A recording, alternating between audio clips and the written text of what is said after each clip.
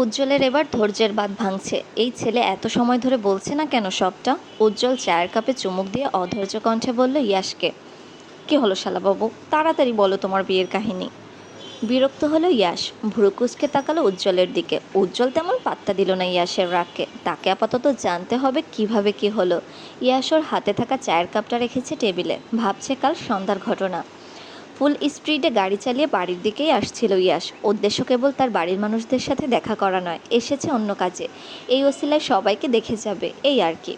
এত বছর পর বাড়িতে আসছে শুনে সবাই নিশ্চয়ই খুশি হয়েছেন। তার আশাতে খুশি না হলেও অবাক হবে না। ছোটবেলা থেকে মায়ের আদর পায়নি বললেই চলে। মায়ের প্রতি এক আকাশ পরিমাণ অভিমানী আসের। বিদেশের মাটিতে পা রেখেছিল সেই কবেই। বাড়ির সবার জন্য কষ্ট হতো ওর। কতবার চলে আসতে চেয়েছে দেশে। প্রতিদিন কল দিয়ে কান্নাকাটি করতো ফিরে আসবে বলে। কিন্তু মায়ের বড়সড় ধমকে চুপ করে যেত আবার। নিজেকে গুছিয়ে নিয়েছে ইয়াস। এখন আর সে আগের মতো নেই, অল্পতেই ভেঙে পড়ে না। কেমন গম্ভীর হয়ে গেছে এখন। কেউ ভালো মন্দ কথা বললেও অকারণেই রাগ দেখায় তার উপরে। ইয়াস তো এমন ছিল না, পরিস্থিতি বাধ্য করেছে তাকে এত কঠোর হতে। এগুলো ভাবছে আর ড্রাইভ করছে ইয়াস। কোথা থেকে বিয়ের সাজে এক মেয়ে দৌড়ে এসেছে গাড়ির সামনে। অসাবধানতায় মেয়েটা পড়ে গেছে মাটিতে। হাতে আর পায়ে হয়তো ব্যথা পেয়েছে অনেকটাই। ইয়াস দ্রুত গাড়ি ব্রেক কষল। রাগান্বিত মূর্খশ্রী নিয়ে তাকালো মাটিতে পড়ে থাকা মেয়েটির দিকে। আরেকটুর জন্যই অ্যাক্সিডেন্ট হতে যাচ্ছিল। তারপর কি হতো? এই অ্যাক্সিডেন্টের জন্য লোকজন ইয়াসকেই দোষারোপ করতো নিশ্চয়ই। গাড়ি থেকে নেমে মেয়েটার সামনে গিয়ে দাঁড়ালো ইয়াস। চোখ মুখ শক্ত করে বলল ওকে, এই মেয়ে, চোখ কি বাসার আলমারিতে রেখে এসেছো? এখনই তো একটা অঘটন ঘটে যেত। মেয়েটা ছলছল চোখে তাকালো ইয়াসের দিকে। ইয়াসও তখন লক্ষ্য করলো ওকে। কান্নার কারণে চোখ দুটো ফুলে আছে মেয়েটার। চোখের কাজল লেপটে গেছে ওর। লাল শাড়িতে বসে থাকা মেয়েটার দিকে চোখ আটকে গেছে ইয়াসের। নিঃসন্দেহে মেয়েটাকে সুন্দরী বলা যায়। ইয়াসের দেখা সবচেয়ে সুন্দরী রমণী বললেও ভুল হবে না খুব একটা। ইয়াসের কেন মনে হচ্ছে আগেও দেখেছে মেয়েটাকে। নিজের ভাবনায় নিজেই বিরক্ত হলো ইয়াস। চলে যেতে নিলেই দুহাত দিয়ে ইয়াসের পা আঁকড়ে ধরল মেয়েটা। ক্রন্দনরত অবস্থাতেই বলল ইয়াসকে, আমাকে বাঁচান প্লিজ, ওরা আমাকে মেরে ফেলবে। হতবাক হয়ে ওর দিকে দৃষ্টি ফেরালো ইয়াস। কি বলছে মেয়েটা? কে মারবে ওকে? নিজেকে স্বাভাবিক করে হাত ধরে মাটি থেকে তুলল মেয়েটাকে। চোখ মুখ শুকিয়ে আছে মেয়েটার, দেখে মনে হচ্ছে সারাদিনে খায়নি কিছুই। ইয়াসের কেমন মায়া হলো এই অপরিচিতার জন্য। পাশের দোকানটার সামনে রাখা বেঞ্চে নিয়ে বসালো ওকে। বলল শান্ত কণ্ঠে, কিছু খাবে? ওপর নিচ মাথা নাড়িয়ে বলল মেয়েটা, পানি খাবো, আমাকে একটু পানি দিন প্লিজ। দোকানে বসে থাকা বৃদ্ধ লোকটা কেমন মায়াভরা চোখে তাকিয়ে আছেন মেয়েটার দিকে। কিছু হয়তো ভাবছেন মনে মনে। খারাপ লাগলো ওনার। ইয়াস উঠে যাওয়ার আগেই গ্লাসে করে পানি নিয়ে এলেন ওর সামনে। বললেন চিন্তিত কণ্ঠে, কি হয়েছে মামুনি তোমার? কাশপিয়া হয়তো চিনে লোকটাকে। কিছু না বলে কান্না করে দিয়েছে ও। ইয়াস বারবার বুঝিয়ে বলছে ওকে কি হয়েছে বলতে। কিন্তু কোনো পরিবর্তন দেখা যাচ্ছে না কাশপিয়ার মধ্যে। আগের মতোই কান্না করে যাচ্ছে সে। ইয়াসের হয়তো ভালো লাগলো না বিষয়টা। ধমকের স্বরে বলল কাশপিয়াকে, এই মেয়ে, কান্না থামিয়ে কেন আটকেছ বলবে আমাকে? কাশপিয়া তাকালো পাশে বসে থাকা লোকটির দিকে। মানুষটাকে পুরোপুরি অচেনা লাগছে ওর। আগে কোথাও দেখেছে বলেও মনে হয় না। কাকে না কাকে হাতে পায়ে ধরে আটকেছে ভাবলেই কেমন অস্বস্তি হচ্ছে ওর। ইয়াস বিরক্ত হলো এবার। উঠে চলে গেল ওখান থেকে। গাড়িতে উঠে স্টারিংয়ে হাত রেখেছে। তখনই ফোন বেজে উঠেছে ওর। কিছু সময় দাঁড়িয়ে কথা বলার পরপরই স্টার্ট দিল গাড়িটা। কিছু দূর যেতেই গাড়ির সাইড মিররে দেখতে পেল ইয়াস কিছুক্ষণ আগে দেখা হওয়া সেই মেয়েটাকে কেউ একজন টেনে হিঁচড়ে নিয়ে যাচ্ছে। চায়ের দোকানি কান্নাকাটি করছে, প্রাণপণে চেষ্টা করছে ওদের থেকে মেয়েটাকে বাঁচাতে। দ্বিতীয়বার গাড়ির ব্রেক কষল ইয়াস। দ্রুত নেমে গিয়ে সামনে দাঁড়ালো ওদের। দোকানি তখন পায়ে পড়ে বলল ইয়াসকে, মেয়েটাকে বাঁচাও বাবা, ওর কেউ নেই, ওরা মেরে ফেলবে ওকে। পা সরিয়ে নিল ইয়াস। হাত ধরে ভদ্রলোককে তুলে বলল সে, করছেন কি চাচা, উঠুন। উনি আগের মতোই কান্না করছেন। হাত দুটো জোর করে বললেন ইয়াসকে, মেয়েটাকে বাঁচাও বাবা। ইয়াসকে দেখেই ছেলে দুটো থেমে গেছে। ওদের পাশেই এক 40 বয়সের লোক দাঁড়িয়ে। কপাল কুঁচকে তিনি তাকিয়ে আছেন ইয়াসের মুখপানে। দেখেই বোঝা যাচ্ছে সে খুশি হয়নি খুব একটা। ইয়াস বাঁকা হেসে বলল লোকটাকে, সামনেই কিন্তু পুলিশ স্টেশন। তো কি হয়েছে, তুমি ভয় দেখাচ্ছ আমাকে? যাকে নিয়ে টানাটানি করছেন সে আমার পার্সোনাল প্রপার্টি, জানেন এটা? লোকটা একবার কাশপিয়ার দিকে তাকিয়ে আরেকবার তাকালো ইয়াসের দিকে। ইয়াসের বলা কথাটা পছন্দ হয়নি, তা ওনার চোখ মুখ দেখেই বোঝা যাচ্ছে। কটমট করে বলে উঠলেন ইয়াসকে, বদরামো করার জায়গা পাও না। সম্পর্কে ও তোমার হবু মামি হয় ইয়াস। আপনি আমার কোন জন্মের মামা লাগেন? তোমার আম্মু আমার বোন। পুরো কথাটা শেষ হওয়ার আগে ইয়াশ রক্তচক্ষু নিয়ে তাকালো ওনার দিকে। ইয়াশের এমন চাহনিতে হয়তো ভয় পেয়ে গেল লোকটা। কাশপিয়ার ধরে রাখা হাতটা ছেড়ে দিল তখনই। ইয়াশের খুব একটা অসুবিধা হয়নি লোকটাকে চিনতে। ছোটবেলায় নানা বাড়ি গিয়েছে হাতে গোনা দু একবার। ওর নানার এক ড্রাইভার ইয়াশের আম্মুকে বাঁচাতে গিয়ে মারা গিয়েছিলেন অ্যাক্সিডেন্টে।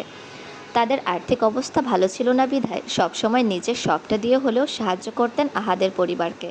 কিন্তু অকালেই চলে গেলেন আহাদের আম্মু। এরপর ইয়াসের নানা আহাদকে নিয়ে এসেছিলেন নিজের বাড়িতে।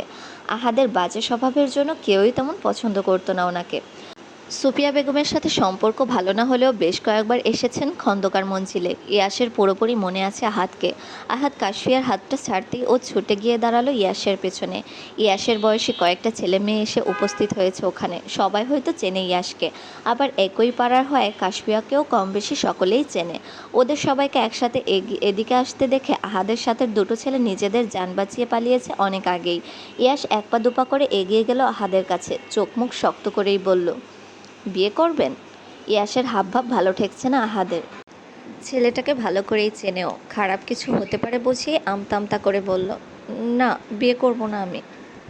না কেন? চলুন আজকেই আপনাকে বিয়ে করাবো।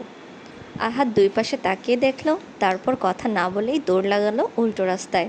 ইয়াসের পেছনে দাঁড়িয়ে থাকা ছেলে মেয়েগুলো খিলখিল করে হেসে উঠল আহাদের দৌড়ানোর স্টাইল দেখে।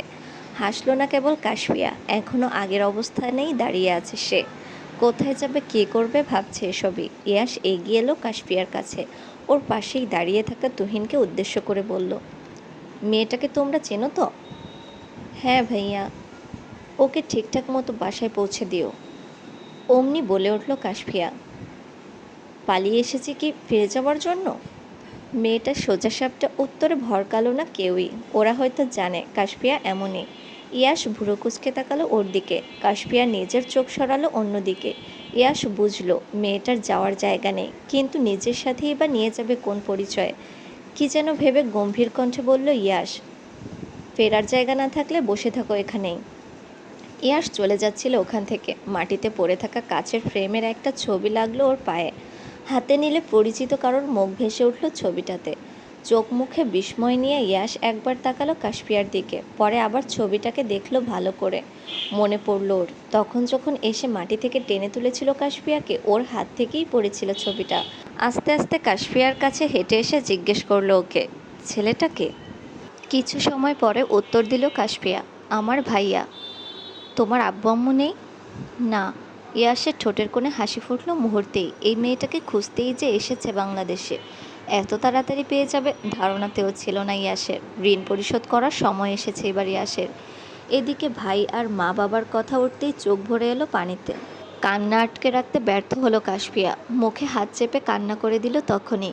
নিজের এত বড় বাড়ি এখন মামির দখলে।